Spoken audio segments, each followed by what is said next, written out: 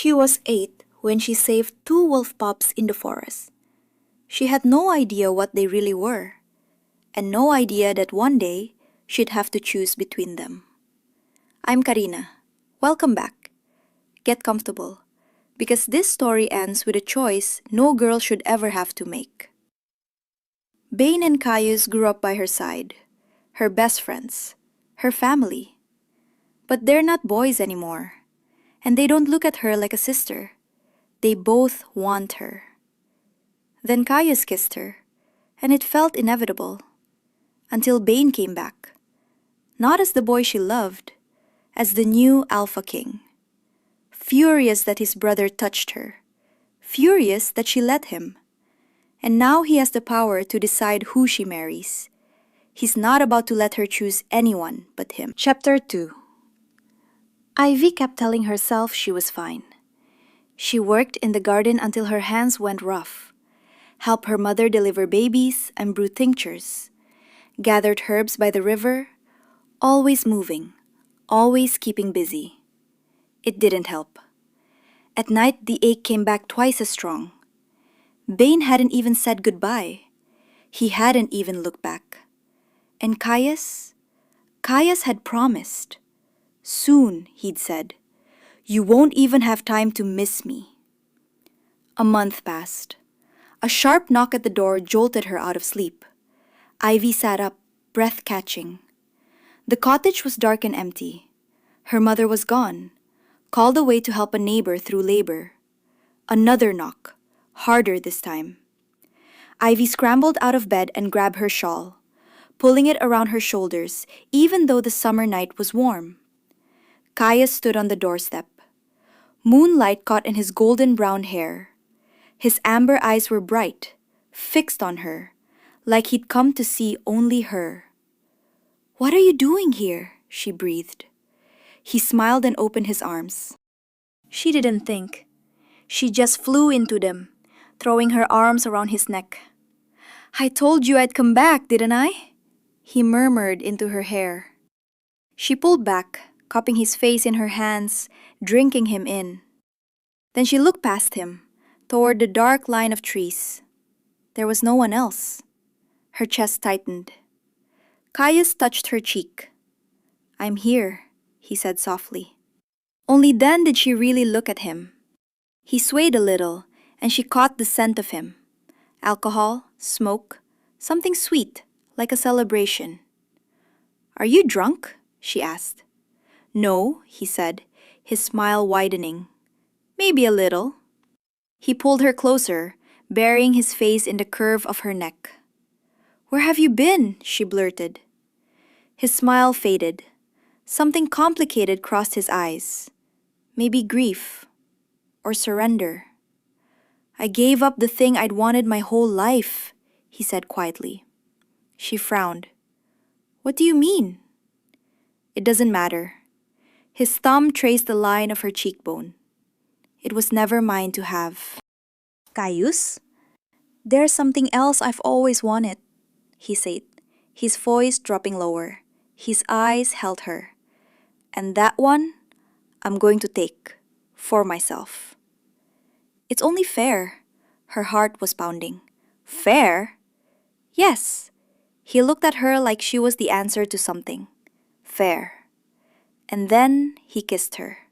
Soft at first, gentle, like he was asking a question she'd been waiting years for the chance to answer. His lips moved against hers with such tenderness that she forgot everything except the feel of him. When she didn't pull away, when her fingers fisted in the fabric of his shirt, pulling him closer, he deepened the kiss. It felt natural, inevitable, like this moment had been waiting since she was 8 years old. She kissed him back, rising up on her toes. "Ivy," he murmured, and her name came out hoarse. He stepped back slowly, drawing her with him into the house, kicking the door shut behind them. Still kissing, they moved toward her room. His hands were gentle but insistent. When they fell onto her bed together, he held his weight above her, and she pulled him closer. She wasn't thinking about stopping. They kissed, touched, learned each other in the dark. Everything was new. Everything felt too sharp, too bright. His weight pressed her into the mattress.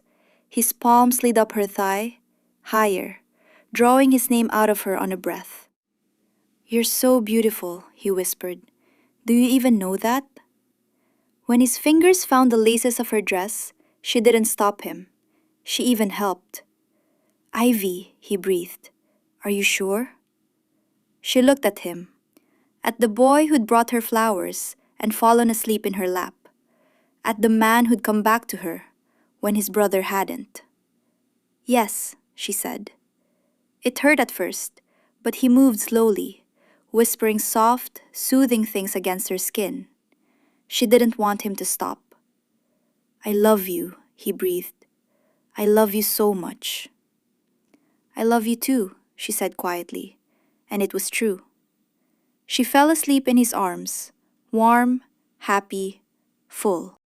Dawn was just beginning when something woke her. A feeling. Wrong, sharp, urgent. She blinked, still half asleep, still wrapped up in Caius. He was asleep. Slowly, she turned her head. Bane was standing at the edge of the room, his pale eyes fixed on them. For one wild, impossible moment, pure joy flooded her. Because he was back. She smiled at him. He didn't smile back. Then he turned and walked out. "Bane!" Ivy bolted upright. "Bane, wait!" She grabbed Caius's shirt, pulled it on, and ran after him. "Bane, please!" He kept walking, heading for the tree line. Irritation flared in her chest. He was the one who'd left without a word. He was the one who'd made her wait, made her worry. And now he was walking away again? She picked up a pine cone from the ground and threw it at the back of his head. He turned so fast she stumbled backward. The look on his face made her freeze. "What are you doing?" his voice cracked. For a few seconds, she couldn't answer. "Sorry." "About the pine cone," she finally managed.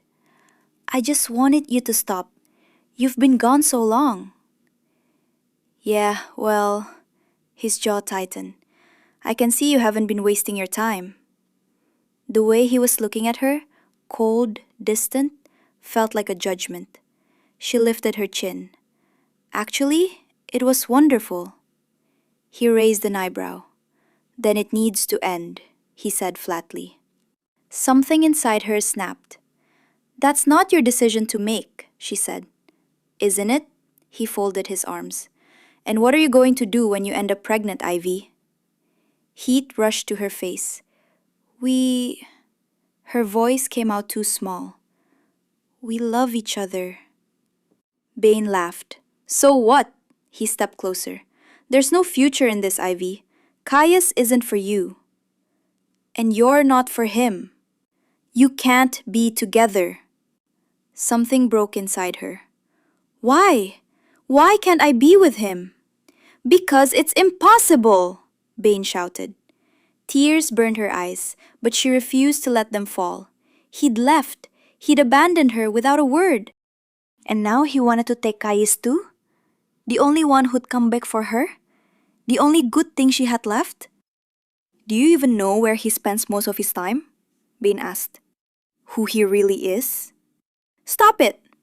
A loud voice cut through the air. Caius burst out of the trees, stepping between them. The look Bane gave them made Ivy's blood run cold. "Stop, brother," Caius said. His voice was firm, but there was a plea underneath it. Bane stared at them, and the fury on his face was so intense, so wild, that Ivy felt the tears finally spill down her cheeks. "How could you?" he asked. His eyes were fixed on his brother. "How could you do this?" Caius flinched like he'd been struck. "She's mine." His arm tightened around Ivy, protective. "Ivy is my fated mate, and my future wife." The color drained from Bane's face so fast that Ivy thought he might collapse. He was silent for a full minute.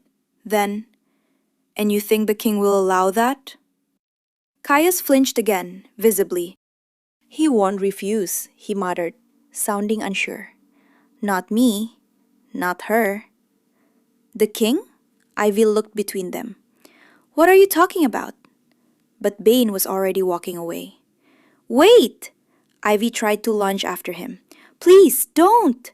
Caius caught her. Ivy, he said. Ivy, look at me. She couldn't. She couldn't tear her eyes from the trees where Bane had vanished, where he had left her again. Ivy, Caius cupped her face, forcing her to look at him. I meant it, he said. I want you to be my wife. She blinked, trying to process what she was hearing. Say yes, Caius said softly. She opened her mouth, but he cut her off. But before you answer, he took a shaky breath. There's something you need to know. About who I am, about who we are. Ivy waited, heart hammering, tears still wet on her cheeks. And then he told her everything. Chapter 3. Ivy was in a castle. She stood in front of a mirror taller than any tree she'd ever climbed, staring at a stranger. The dress was beautiful, but it looked wrong, like it belonged to someone else, someone who actually belonged in a place like this. She didn't feel like that person at all. It had been less than a day since Caius had told her the truth. You're what? She'd asked, looking at him like he'd grown a second head. A prince, Caius had repeated carefully. The word hadn't made sense then. It still didn't. He'd explained everything in a rush. How, after she'd saved them as pups, they'd been in hiding after the attack. The attack that had killed their mother. Their father, the king, had needed to track down the traitors, find out who had set the ambush. So he'd hidden his sons with her and her mother until it was safe. We weren't allowed to tell you, Caius had said, to protect you. If anyone had found out where we were hiding, so it was my fault? Ivy had snapped, stepping back. That's why you lied to me for 18 years? No, Caius had said firmly. No, it isn't. We should have told you. We wanted to, but we were also afraid of how you'd react. You always got upset when we talked about our lives. Because you were leaving me behind, Ivy had shouted. No, and we won't, Caius had insisted, pulling her back against him. Then he'd said he wanted to marry her, that he had to bring her to court, present her to the king, make their engagement official before his people. That was yesterday morning, and now she was here, at the palace, about to ask permission to marry a prince. Her hands were shaking. You look beautiful, Caius said from the doorway. He was dressed in dark green velvet that brought out the gold in his eyes. Silver embroidery traced the collar and cuffs. His hair was perfectly styled. He looked like he'd always belonged here. She tugged at the bodice. It itches, she complained. You'll get used to it, Caius said, walking closer. She wanted to believe him, but people were staring at her. She felt their eyes follow her down every corridor, heard the whispers at her back like the rustling of leaves. A woman's voice, barely bothering to hide its curiosity. Is that her? The village girl? A man's voice, skeptical. I heard she's nobody, from some forest hut. Ivy's face burned. She kept her chin high and looked only forward, but her fingers gripped the fabric of her dress so hard her knuckles ached. The throne room was massive. The vaulted ceiling stretched impossibly high, and at the far end of the room, on a dais of white marble, stood the throne. Empty. The hall was packed with courtiers, dozens, maybe hundreds. When Caius led her through the massive doors, every head turned toward them. The whispers grew louder as they walked toward the foot of the dais. And then, the room went silent. Ivy stared at the empty throne, trying to steady her breathing. The king was supposed to be Caius' father. She had never met him. She didn't even know his name. What if Bane had been right? What if the king decided she didn't belong here? And where was Bane himself? Would he come? Part of her desperately wanted him to be there, needed him to be. Another part was terrified at the thought of seeing him again. A herald's voice rang out. "His Majesty, the King!" Everyone bowed. Ivy looked around, confused. Every lord and lady was bending in unison. She hurried to follow. Footsteps echoed through the vast hall. Slow, approaching. When everyone straightened, she did too, clasping her hands in front of her to hide the trembling. And she lifted her eyes to the dais. At the top of the marble steps stood Bane. He was wearing a crown. For a moment, she couldn't make sense of what she was seeing. This was Bane. Bane with dark hair and pale eyes and a face she'd known half her life. But a heavy chain of office hung across his chest, and the crown sat on his head like it had always belonged there. The whole room seemed to lean toward him, like he was the center of gravity. Ivy felt the floor disappear beneath her. Bane was the king. Not Caius's father. Bane. Her Bane. She suddenly felt terribly small. "Your Majesty," Caius said. His voice was formal, a tone she had never heard from him before. He bowed. Deeper. More carefully than when he'd entered. Nothing like the way he'd spoken to his brother in private. "I have come to present Ivy." He hesitated for half a second. "Ivy of the forest's edge, my chosen, my fated mate. I ask your blessing on our union." His words echoed through the hall. Ivy's heart was pounding so hard she could hear it in her ears. She couldn't tear her eyes away from Bane, searching his face for any flicker of recognition. But there was nothing. He looked at them, at her, completely detached. And then, "No," Bane said. The word dropped into the silence like a stone into water. "Your Majesty," Caius began tightly. "No," Bane repeated. "I do not give my blessing. This union will not be approved." The throne room exploded into whispers. Shocked voices rippled through the courtiers. Ivy's mouth opened before she could stop herself. "Bane, you can't!" The reaction was instant. Gasps cracked through the hall. The courtiers began whispering frantically. "Ivy," Caius said sharply, tugging her arm. "But he can't just—" She resisted, staring at Bane. "You must address His Majesty properly," came the voice of an elderly courtier. "His Majesty is acting like an ass," Ivy snapped. The gasps turned into something almost like shouts. The scandal swept through the room. "Ivy," Caius hissed through his teeth, hurrying her down the aisle. "You can't speak to him like that. Not here. Not ever." "Why not?" Ivy tried to pull away. Caius steered her out of the throne room through a side door, down a corridor, and into an empty alcove behind a column. "He just let him do that." Ivy's voice trembled. "You didn't even try to fight." "I can't argue with him like that," Caius said, tense. "Not in public." "Why? He's your brother." "He's the alpha, Ivy," Caius said, gripping her shoulders. "In the pack, that means everything. More than brotherhood. More than anything. And he's the king. Your king. There's who he is in private, my brother, Bane. And there's who he is in public. King. Alpha. The law." His jaw tightened. "I can't treat both sides of him the same way." "And neither can you," she stared at him.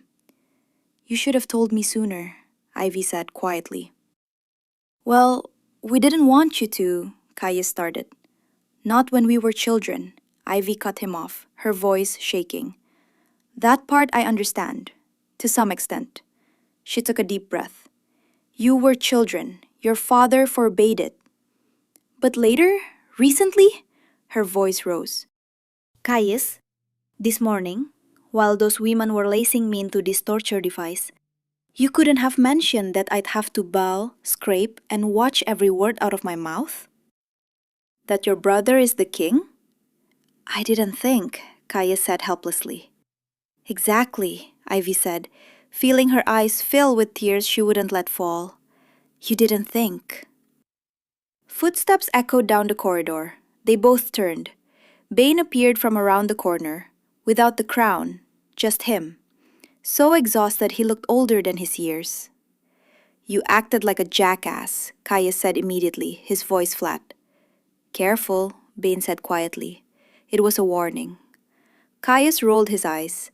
Ivy looked between them, her fury rising like the pressure in a kettle about to boil. May I now speak with His Royal Highness? Ivy asked, her voice sickeningly sweet. It's your Majesty, Bane said, still not looking at her. But yes. I wasn't talking to you, Ivy snapped. She turned to Caius. Am I allowed to speak freely? Caius nodded. She looked back at Bane and crossed her arms. Why? Bane didn't answer, didn't even look at her. His gaze stayed on Caius. Bane, Caius said, tense, almost pleading. When can Ivy and I be married? Bane folded his arms. Never. Ivy felt the air leave her lungs. You can't, Caius began. I can, Bane said evenly. I'm the king, and I do not approve this union. Ivy clenched her fists. Why? The word came out before she could stop it. Because I'm not a princess? Bane's gaze finally settled on her. Yes, he said simply. That honesty was worse than any cruelty. She wasn't good enough. She would never be good enough. You weren't raised for this world, Bane continued. You know nothing about court life, politics, diplomacy. You don't understand the hierarchy of the pack or royal protocol. He paused. When he spoke again, his voice was softer. The court will make you miserable. Ivy's brow furrowed. He didn't believe in her. Out of every person whose approval she'd wanted, he was the one standing in her way. Give me 3 months, she heard herself say. Both brothers looked at her. Her voice sounded steadier than she felt. 3 months to prove I can do this, that I can learn. She met Bane's eyes. She didn't look away, even though it hurt. If I can't, she swallowed, I'll leave. I'll disappear from your lives, and you'll never see me again. Dane looked at her for a long time. Fine, he finally said. 3 months. Then he turned and walked away, leaving her standing there with her heart pounding wildly, and Caius's warm hand in hers. Chapter 4. The days at court blurred into an endless stream of corrections and condescension. The court was more confining than Ivy could have ever imagined. She couldn't run. She couldn't laugh too loudly. She couldn't say what she actually thought. She couldn't move freely. She couldn't do anything without someone watching, judging, whispering. Every corridor felt like a trap. Every room, a stage. She missed the forest so badly it almost hurt physically. Missed the river, the open sky, the freedom of just being, without playing a role every second of the day. Caius found her in the quiet moments between etiquette lessons, after dinners, in corridors lined with portraits that watched her like judges. He drilled her again on formal greetings, patiently, slowly, gracefully. You're doing this wrong on purpose, he'd tease. And what if I'm not doing it on purpose? Ivy would ask, dry. Then I'll still be right here, Caius would answer, warm. Ivy's chest would tighten with gratitude. Caius made the court bearable. He made her believe she could survive all of this. But Bane? Bane here wasn't the boy from the forest. He was the king, wrapped in protocol like armor. Courtiers stood at his side. Advisors murmured. Guards cleared his path. People addressed him with a reverence that felt like a wall. "Your Majesty," "Sire," "My King." Ivy would see him across a hall and feel something twist painfully inside her. She tried to approach him once, in a corridor between chambers, because she couldn't take it anymore. She needed to talk to him. She needed him to look at her the way he used to. She stepped toward him and spoke before she could think. "Bane." A courtier was instantly between them, like a blade. "Your Majesty," the woman said, scandalized. Ivy froze. "How dare you address His Majesty so familiarly?" the courtier hissed. "Step back. Know your place." Ivy's face burned. She looked at Bane. She waited. Waited for him to step in. For him to say, "No, she may. She has always been allowed. She's my friend." To acknowledge her, at the very least. But he did nothing. He looked through her, like she didn't exist. That was worse than anger. That was emptiness. Ivy's stomach knotted. She stepped back, because she had to, because the room demanded it, and Bane let her. After that, the palace turned colder. Ivy moved through the corridors like she was made of glass, fragile, almost broken. She kept replaying something Bane had said to her years ago. "Don't forget us." And she wondered if he'd been the one to forget her first. In the evenings, when she and Caius played cards in the parlor under the watchful eye of a chaperone, she'd catch herself waiting for Bane to appear, for him to walk in, to sit with them like he used to. But he never came. She started looking for him everywhere, scanning every room she walked into, every corridor she passed through, searching for those pale eyes. At first, she told herself it was practical. She needed his approval to marry Caius. She wanted to hear from him that she was doing well. But as days turned into weeks, it became something else. It became longing. It became an ache. She missed him, missed his presence, his voice, the way he used to look at her. Now, when she spotted him across a crowded hall, he never looked back. It hurt in a way she couldn't explain. Bane wasn't her fiancé. He wasn't her lover. And yet his coldness felt like a loss, like losing something that was supposed to last forever. She tried harder, searched for him more desperately, positioned herself where she thought he might pass, tried to catch his eye during formal dinners. Nothing. He was unreachable. And Ivy was drowning in the realization that she had lost him. Not to distance, not to time, not even to anger, but to a crown. "He's the king now," Caius said quietly. "Everything has changed for him." "I know," Ivy answered. "I just didn't think it meant losing him completely." That was how 3 months passed. Ivy learned how to curtsy, memorized forms of address, stopped picking up the wrong fork. But she didn't stop searching for Bane, and he didn't stop looking through her. Chapter 5. The ballroom was a sea of silk and candlelight.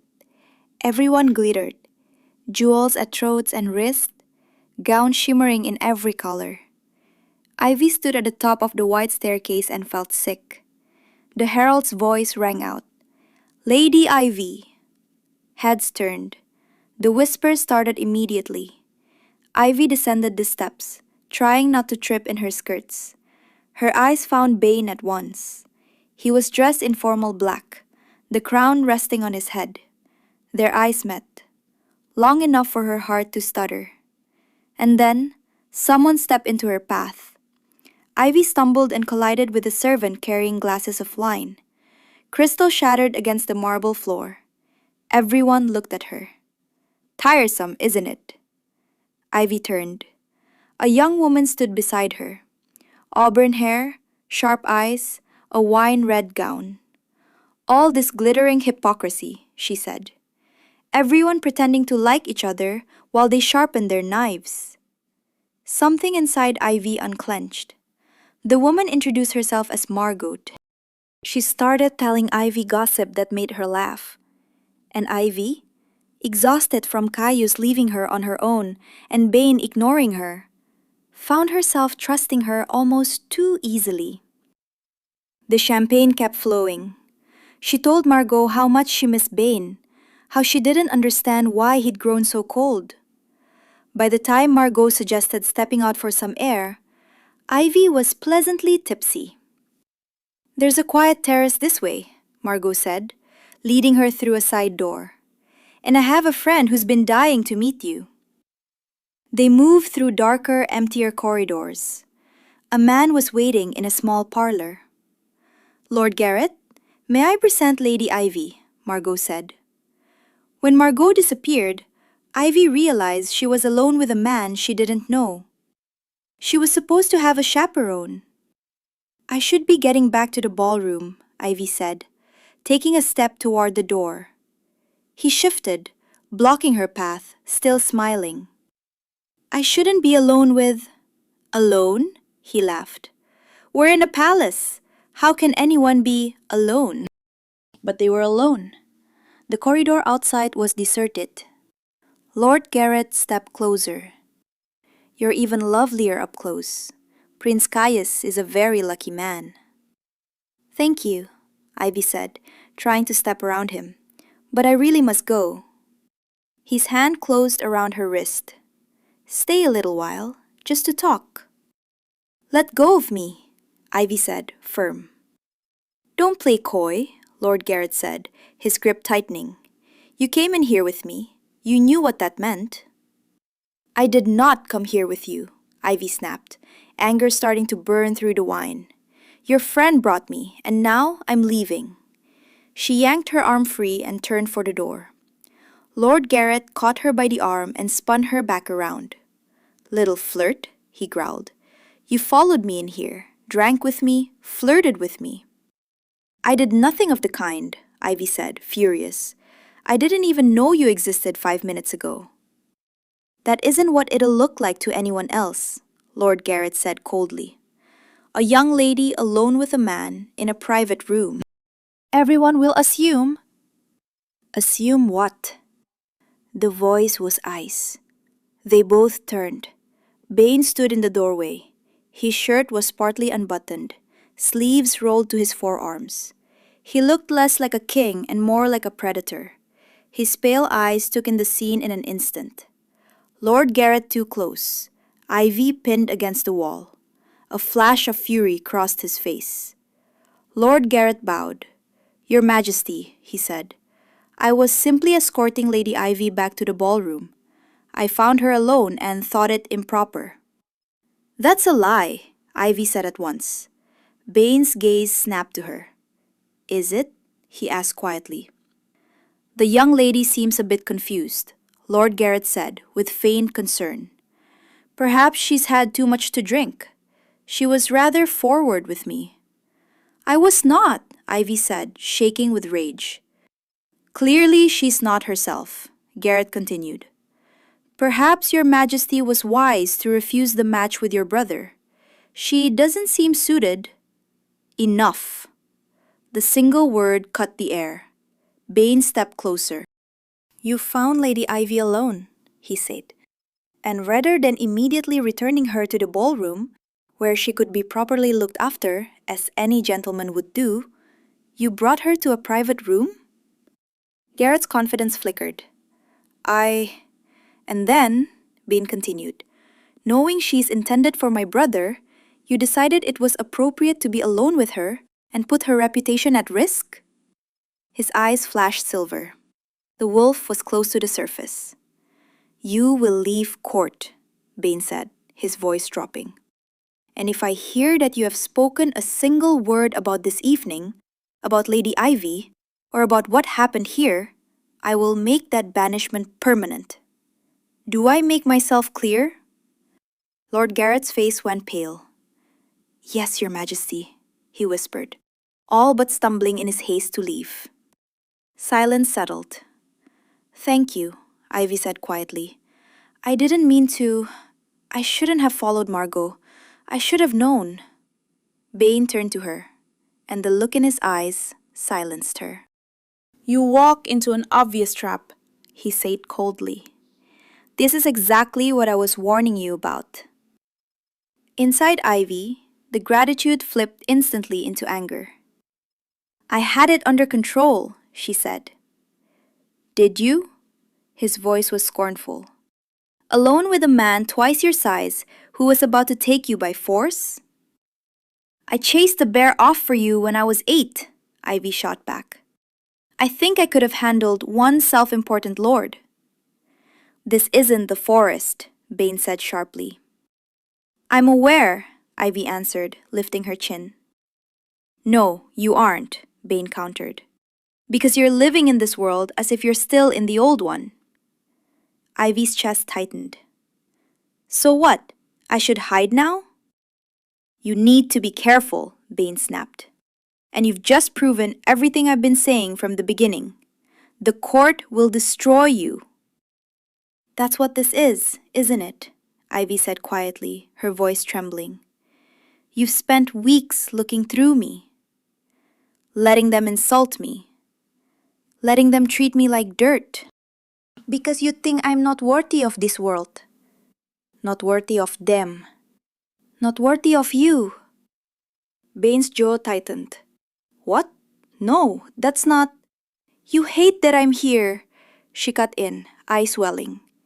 "You hate that some poor forest girl ended up in your precious court. That I'm tarnishing it just by being here. Admit it!" Tears burned in her eyes, but she wouldn't let them fall. "You've always thought I was beneath you," she went on. "That's why you never told me the truth. That's why you don't think I deserve Caius." "You don't deserve him?" Bane's voice broke. "You actually think that? That I—" He stopped, stared at her. "He doesn't deserve you," Bane said hoarsely. His hand rose. His thumb brushed across her lower lip, parting it slightly. "He never did." Ivy's breath caught at the touch. "Neither of us," Bane added, his voice rough. "Not him, not me." "Stop," Ivy whispered, but the word came out closer to a breath. "Stop saying things like that." "Why?" Bane asked, his eyes dark and unflinching. "Because it's true?" His palm cupped her jaw, soft, in spite of the fury in his eyes. And then he kissed her, fierce, desperate, like he'd been holding himself back for years, and Ivy kissed him back with the same force. Because all this time, without realizing it, she'd been starving for this. Every time she'd scanned the crowd for him, every night she'd lain awake trying to understand why losing him felt like losing a piece of herself. All of it poured into this kiss. The world narrowed down to heat, breath, and the taste of his mouth, to his hands in her hair, to his body pressed against hers. "Ivy," he whispered.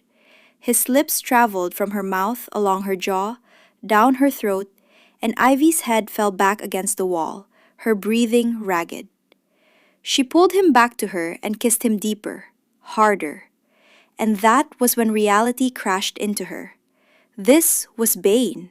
She was kissing Bane when she was supposed to marry Caius. Horror sliced through her, cold and sharp. "No," Ivy gasped, planting her hands against Bane's chest. "No, we can't."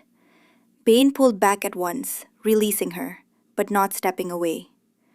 "We shouldn't have done this," Ivy said, her voice trembling. "We shouldn't have—" "I know," Bane said quietly. The calm in his voice made everything worse. "I have to marry Caius." "And you're supposed to think I'm beneath you." "I have never thought you were beneath me, Ivy," Bane said, taking her hands in his. "Never." He gripped them tighter. "In fact, I—" "Don't," Ivy whispered, trying to pull away, but he didn't let go. "Do you have any idea what this has done to me?" He pressed her palm against his chest. "Seeing you with him. Seeing you in his arms. Finding you that morning. You never said anything, Ivy cut in, her voice breaking. How could I? Bane's voice cracked. How could I, when I knew I would inherit the throne, when I knew you would hate this place? The court, all these rules, the etiquette, the hypocrisy. How do you know I hate it? Ivy said, wanting to deny it but unable to. The truth sat heavy in her chest. Because I hate it myself, Bane said softly. She stared at him. You do? But you're the king. Everyone admires you, worships you. They don't know me, Bane said, exhausted. And the ones who do can't see the real me. He let out a heavy breath. This place is a prison, Ivy. He looked into her eyes, and the honesty in that look stole her breath. I always wanted to keep you safe from it. His finger brushed her cheek, wiping away a tear.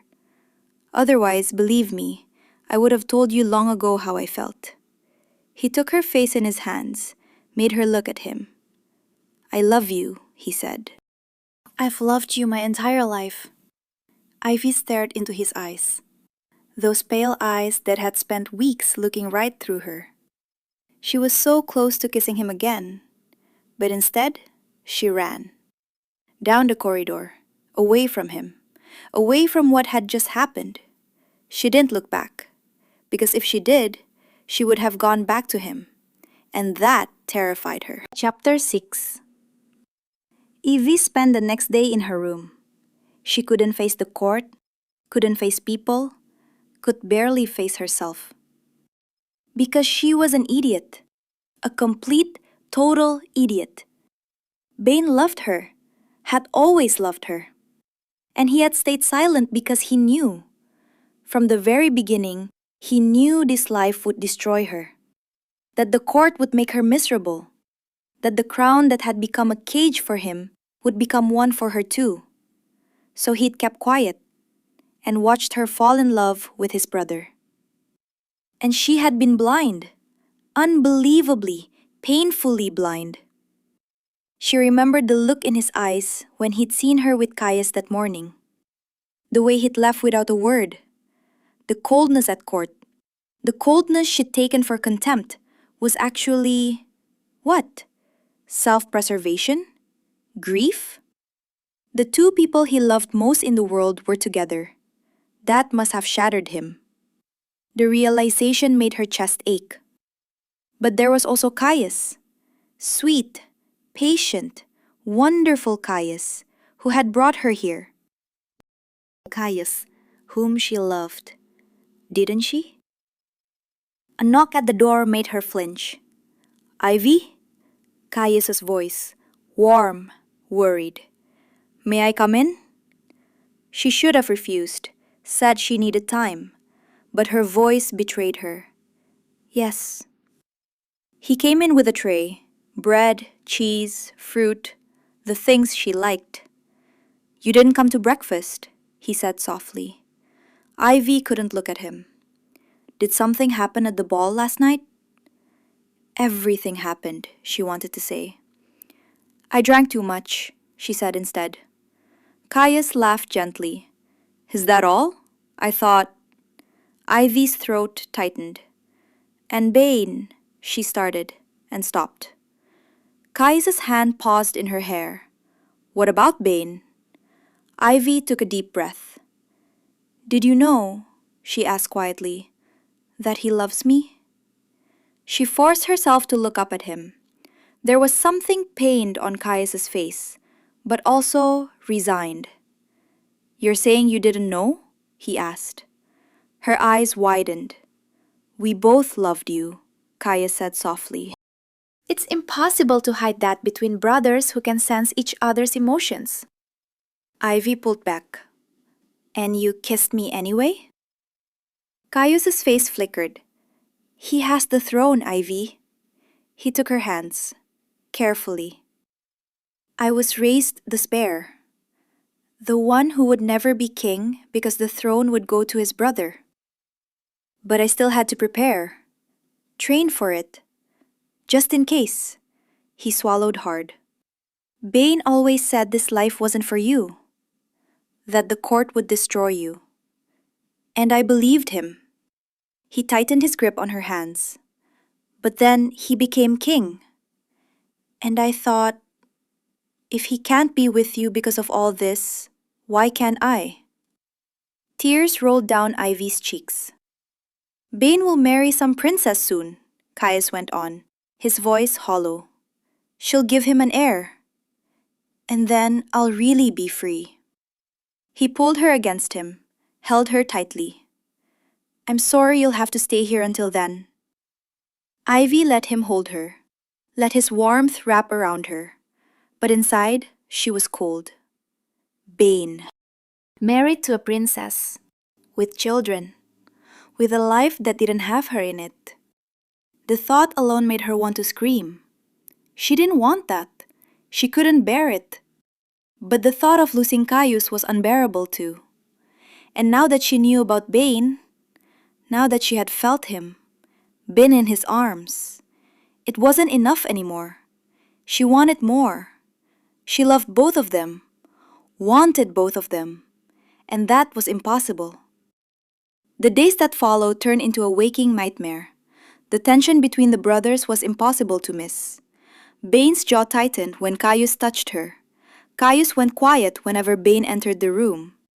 They spoke to each other politely, too politely, and no one believed the politeness. The court noticed everything. Ladies whispered behind their fans. Lords exchanged knowing looks. But worse than the guilt was the want. Bane was everywhere. Her body seemed to have developed a sixth sense for him. She could feel his presence on her skin, a faint prickling at the base of her spine. That evening, Ivy was returning to her chambers after dinner when she turned the corner and walked straight into something solid. Of course, him. His pale eyes looked almost silver in the half-light, bright, dangerous, locked on her with such intensity that her knees went weak. They froze. His hands rested on her waist. "Don't," Ivy breathed. "Then stop being everywhere," Bane said. He looked like he was standing at the edge of something, barely holding on. She didn't move. Neither did he. Bane's gaze dropped to her lips. "Leave him," he said, low and rough. Ivy went still. "Bane?" "Leave my brother," he repeated. There was a plea in his voice. "I can't," she whispered. Bane's jaw tightened, like she had struck him. "You can," he said fiercely. His hand slid from her waist to her hips, tightened. "It would break his heart," Ivy said. Anger, pain, and self-loathing flashed in Bane's eyes. "Then it's either his heart or mine," he said. They were standing so close, only an inch between them. She could feel his breath on her lips, warm, uneven. One of his hands pressed against the small of her back, drew her closer, only slightly, just enough that she felt the hard line of his body. Ivy made a sound, half sigh, half moan. His eyes flashed. "I can't," she repeated, her voice breaking. She pulled back sharply and ran, down the corridor, away from him. Her whole body was on fire. Her lips tingled with the ghost of a kiss that never happened. Her skin burned where his hands had been. She reached her chambers and shut the door behind her, leaning against it, trying to catch her breath. Caius was standing by the window, a silhouette against the moonlight. "There you are," he said. "I was starting to worry." He paused. The smile vanished from his face. "Are you all right?" he asked quietly. Caius stepped closer. His eyes darkened. "You smell like him," he said softly. Ivy's face flushed. "You want him," Caius finally said. Ivy's throat closed. "I didn't know," she whispered. "Not when you and I didn't know how he felt. Or how I did." Ivy forced herself to meet his eyes. "I love him," she whispered. Caius flinched. "And you too," Ivy continued, her voice shaking. "I love both of you, and I don't know what to do." Caius let out a slow breath. When he spoke again, his voice was firm. "I won't share you." "And neither will he." Ivy's stomach dropped. This wasn't something that could be discussed, couldn't be negotiated. It was a choice, a final one.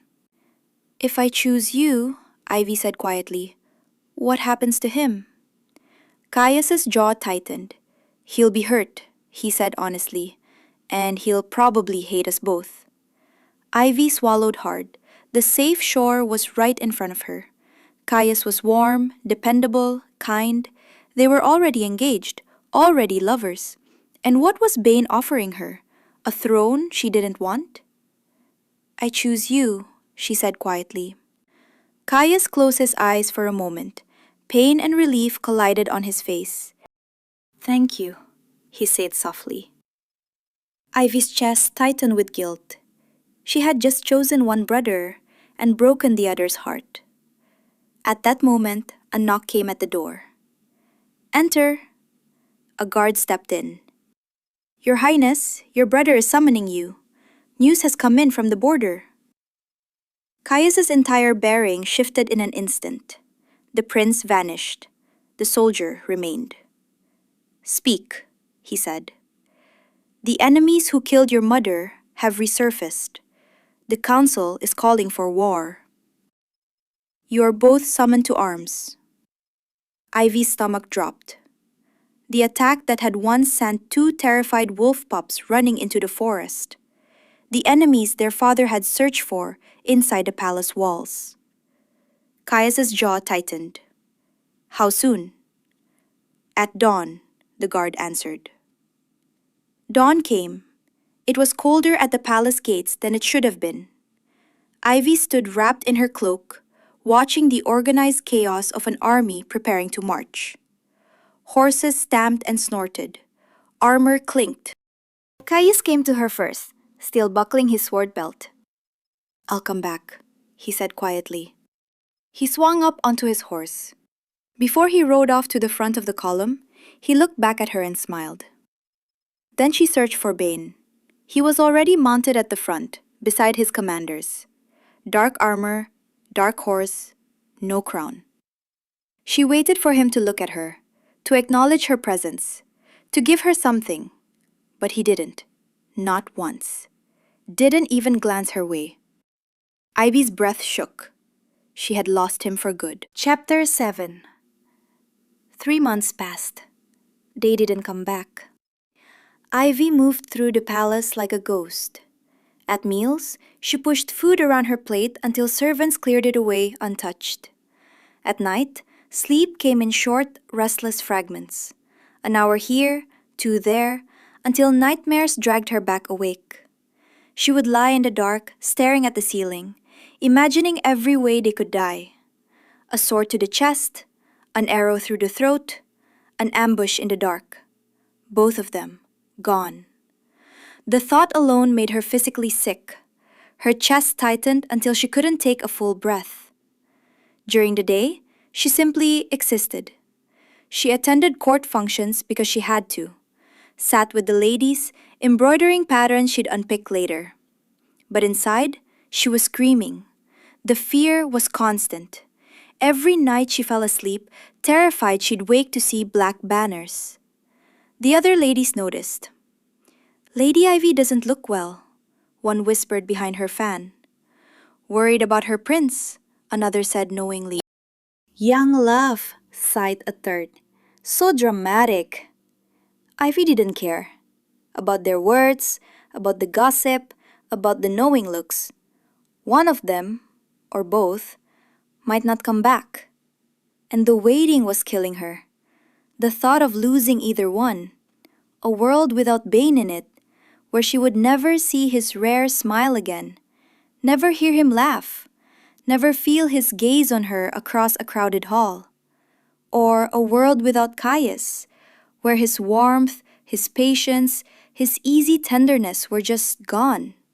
She couldn't bear it. The guilt made everything worse. The rift between the brothers was her fault. her kiss with Bane, her inability to make a clear choice. And now they were at war together, forced to fight side by side with something broken and ugly lying between them because of her.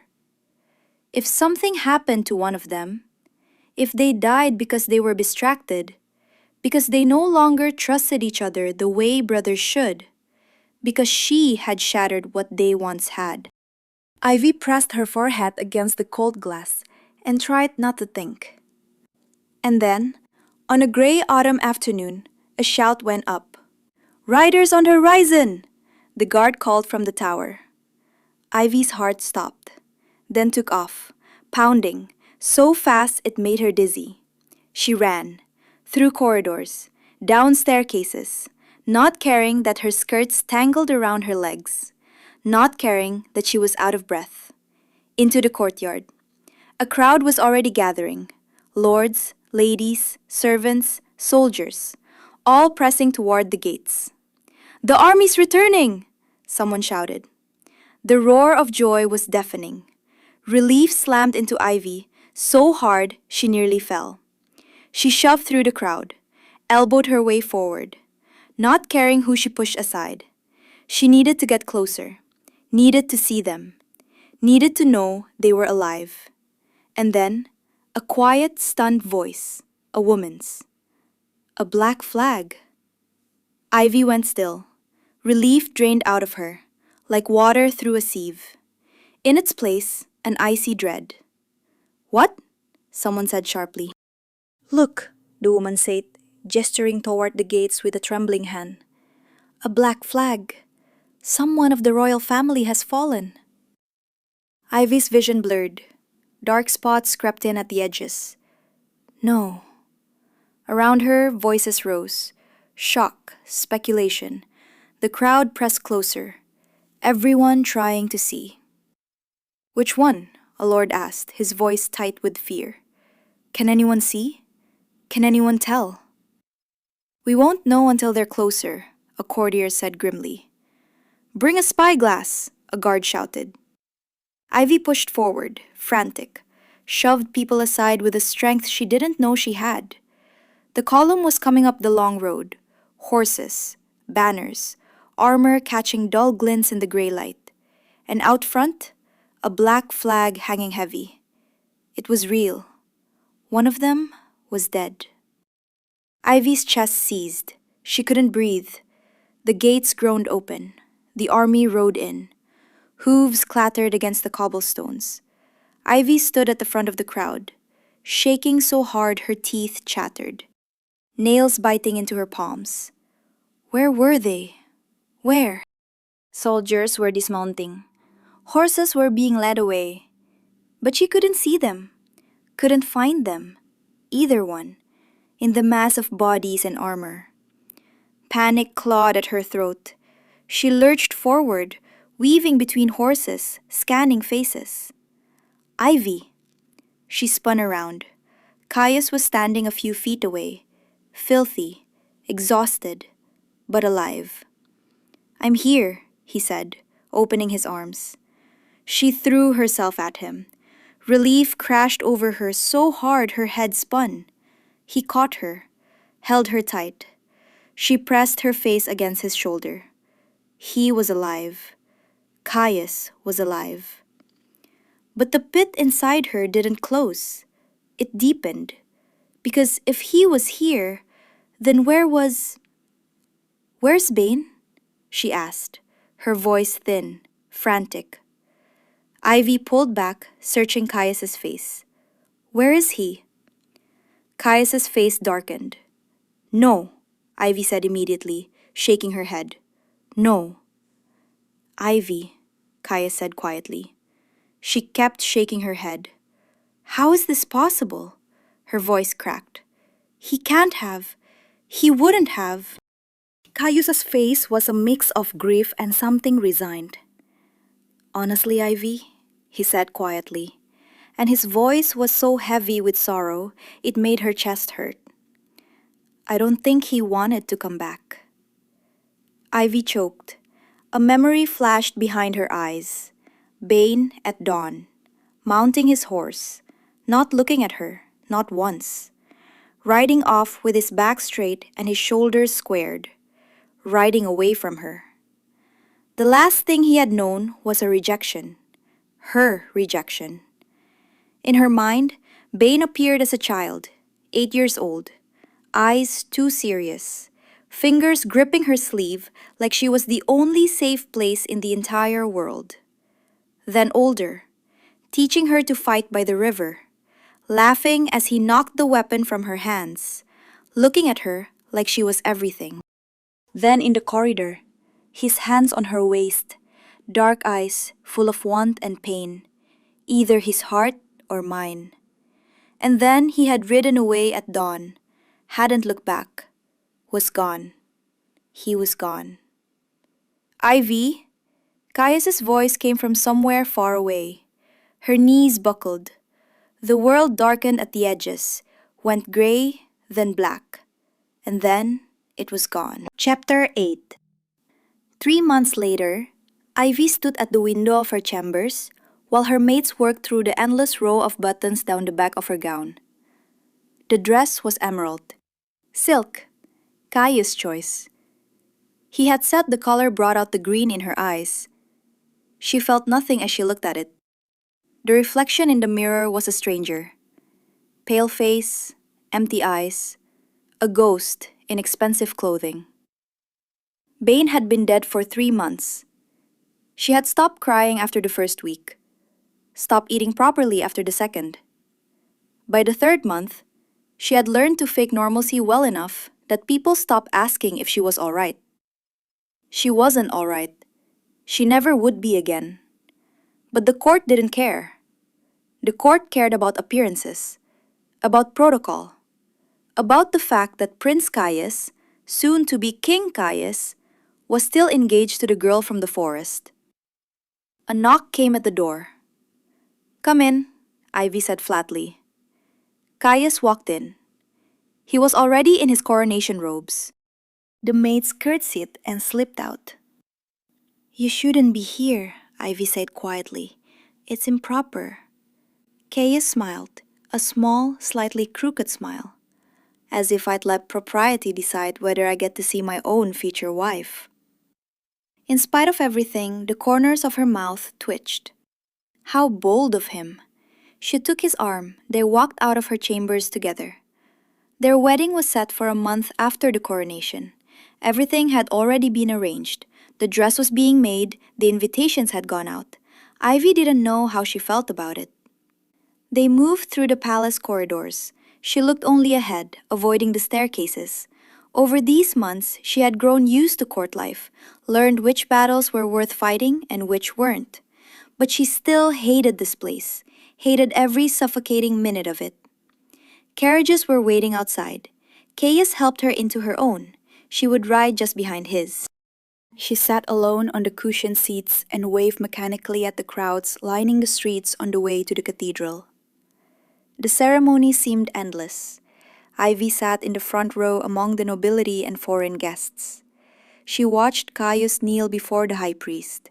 She watched the crown, heavy, gold, ancient, be lowered onto his head. "Long live the king!" And Caius was smiling, brightly, genuinely, happily. He was happy. Ivy realized she hadn't seen him truly happy in months. He had been grieving Bane, worrying about her, working himself to exhaustion trying to finish the war against their mother's enemies, trying to stabilize the kingdom after his brother's death, trying to be everything that was demanded of him. But now, with the crown on his head, under the cheers of his people, he was happy. Ivy smiled too, watching him, glad that, after so much pain, he had finally found joy. And then her smile faded, because she realized she wanted to be happy again too. And she couldn't even remember the last time she had been. The ball after the coronation was magnificent. Ivy wore a different gown, silver white, fitted perfectly to her figure. She stood at the edge of the hall and watched Caius dance, first with the Queen of the Northern Lands, then with the princess from across the sea, then with another important guest. Protocol required him to dance with every significant guest. When he finally came to her, holding out his hand with a warm smile, Ivy let him lead her onto the dance floor. "This is all a bit ridiculous, isn't it?" Caius said as they spun across the polished marble. "What is?" Ivy asked, focused on her steps. She had gotten better at dancing over these months, but she still had to concentrate on the movements. "All of this," Caius said, gesturing around them. "The performance, the expectations, the balls, the ceremonies, the endless protocol." "But it doesn't bother you," Ivy observed, meeting his eyes. Caius paused for half a second. He opened his mouth as if to say something. "Caius," she cut in. "The first time you kissed me, you said you'd just lost the thing you'd wanted your whole life. Do you remember?" Caius frowned. "It was this, wasn't it? The crown. The throne." His expression shifted. "You know, it isn't that I desperately wanted it," he said, still moving them across the floor. "It's just..." He let out a slow breath. "I never knew who I was supposed to be once the crown went to the person it rightfully belonged to. I grew up with a constant maybe. Maybe you'll be king. Maybe you'll be needed. It isn't you. But what if it ends up being you? So be ready." He sighed. Ivy saw the weight in his eyes, the years of uncertainty, the life of despair, the one who must be prepared but never chosen. "The night of Bane's coronation," Caius continued, "I felt lost." "What did he feel?" Ivy asked quietly. "Your brother." "The night of his own coronation. What did he feel?" Caius let out a short laugh, surprised. "You know." "I never even thought to ask." He stopped. Realization crossed his face. "I think I was a little jealous." "Yes?" "Probably." "I would have been jealous too, in your place," Ivy said honestly, because it was true. Caius had always been the support, the backup, the one expected to be there for Bane and for the kingdom. "What do you think he felt?" Caius asked, watching her face carefully.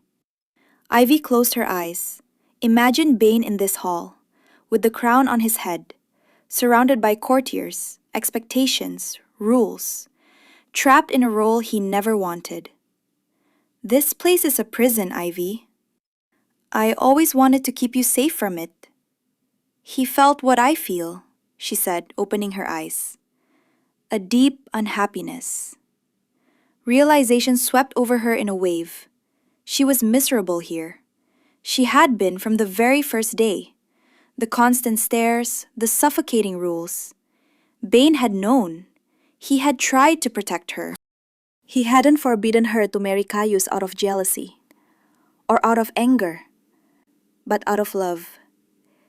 Because he understood what she would feel here. Because he had felt the same. "Ivy." Caius gently lifted her chin. Tears were running down her cheeks. She met his eyes. "I'm sorry," she whispered, "but I can't marry you." Her voice broke. "I can't marry a king." Not any king, not even Caius, whom she loved, who was kind, patient, who deserved everything. But being a queen would kill her, slowly, inevitably, the same way it had been killing Bane. Caius's eyes filled with pain, but he nodded, resigned. "Yes," he said quietly. "I thought you might say that." They stopped dancing. Caius pulled her against him, held her tight. Ivy hugged him back. And for a long time, neither of them let go. Because letting go meant losing. And they weren't ready. But they had to. When they finally stepped apart, Ivy felt something inside her ease. For the first time since coming to court, she could breathe. Epilogue. Ivy was riding home. Not happy, but free. It was summer in the forest again. Warm air brushed against her skin. She breathed in deeply, felt her lungs expand without the tight corset of court. That morning, she had said goodbye to Caius in the inner courtyard. Just the two of them. Soft dawn light. "I hope you'll be happy," she said, touching his face. "I will be," he answered.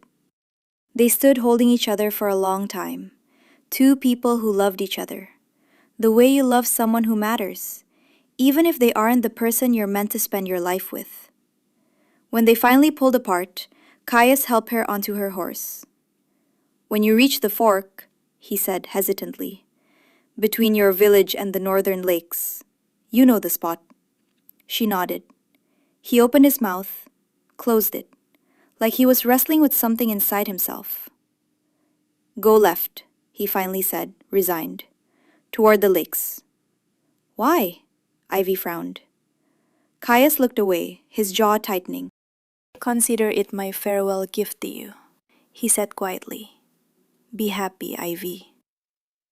The fork appeared now between the trees, like a question waiting for an answer. Ivy stopped her horse. She looked at the left-hand path, where shadows gathered between the trees. She had no idea why Caius had sent her that way. And she would go.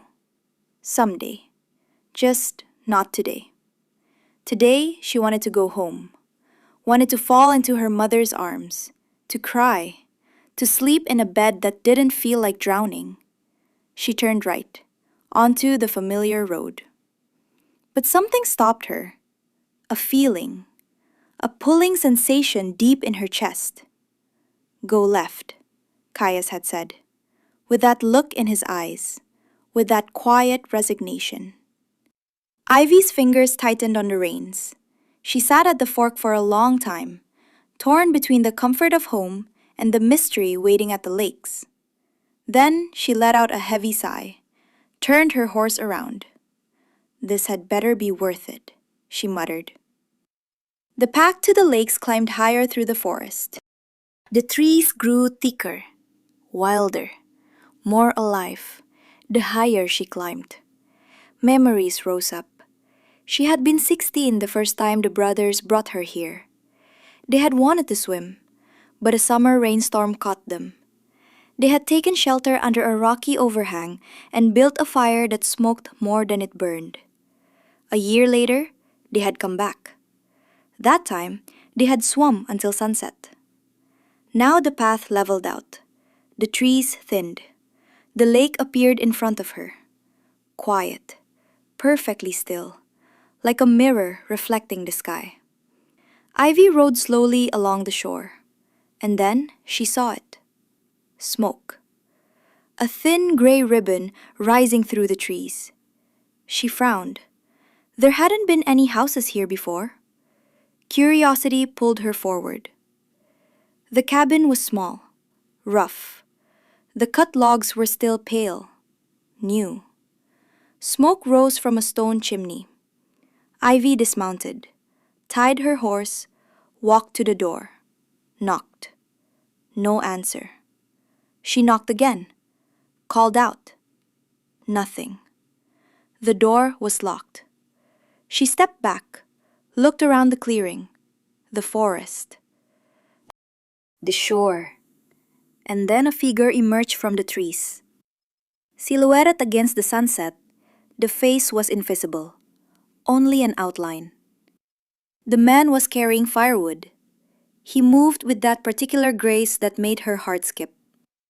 He drew closer, stepped into the light, and Ivy forgot how to breathe. Those eyes, that jaw, those lips she had kissed, grieved for, dreamed about in the dark. "Ivy?" The voice. Bane's voice. It shook her. She could only stare at the man who was supposed to be dead, but who was standing right here, impossibly real. "Ivy!" Bane dropped the firewood and stepped forward, and she moved too, closing the distance. They collided. His arms wrapped around her, pressed her against his chest. Her arms locked around his neck, holding him like he might disappear. "You're alive," she breathed into his shoulder. Bane buried his face in her hair, inhaling her. She pulled back a little, to see his face, to touch him. Her fingers traced the line of his jaw. Tears were streaming down her cheeks. "I never wanted to be king," Bane said. It sounded like an apology. Ivy looked into his eyes. "And I couldn't do it anymore, Ivy." His voice cracked. "Seeing you with him, I couldn't." She kissed him. Bane made a sound, broken, desperate, and he kissed her back, hot, devoted. Months of longing and grief dissolved at the meeting of their lips. His hands came up to her face. He tilted her head, deepening the kiss. Her fingers tangled in his hair, pulling him closer, closer, still not close enough. "Wait," Bane said, and it was clear how hard it cost him to say it. "What about my brother?" "He's the king now," Ivy cut in, cupping his face in her hands. "I think that's exactly what he wanted." Bane frowned. "And I couldn't have been a queen," she added quietly. "You were right. I really couldn't." Something in Bane's face softened. "Yes," he said, the corners of his mouth twitching up. "I tend to be right about most things." Ivy rolled her eyes. "You're insufferable." "It's true. Name one time I wasn't." She kissed him again. Later, much later, they would lie tangled together in the dark. She would tell him she loved him, confess that a part of her had died the moment she'd believed he was gone. He would ask for her forgiveness. She would listen. He would tell her how Caius had helped stage his death, how it had been the only way to free them both. Caius, from the role of the spare, Bane, from the crown. She would realize that Caius had known the whole time, that he had kept the secret to protect them both, that he had sent her here as his final gift. With hesitation, with quiet resignation, because he had understood he was letting her go to his brother. In time, she would forgive them both. About a year from now, they would have their first child. They would raise her and the children who would come after, here, by the lake, free, loved. And somewhere far away, in a golden palace, a king would rule wisely and justly, loved by his people, finally happy in a role he hadn't been born for, but had been able to embrace. And here, in a small house by the northern lakes, two people who had loved each other since childhood would build the life that had always been meant for them, together. I hope you enjoyed this story. There's something about the impossible choice between two people who both deserve to be chosen. It's hard to forget. If you had to choose between loving two people, where would you even begin? I'd really love to hear what you think. Let me know in the comments. See you in the next story. With love, Karina.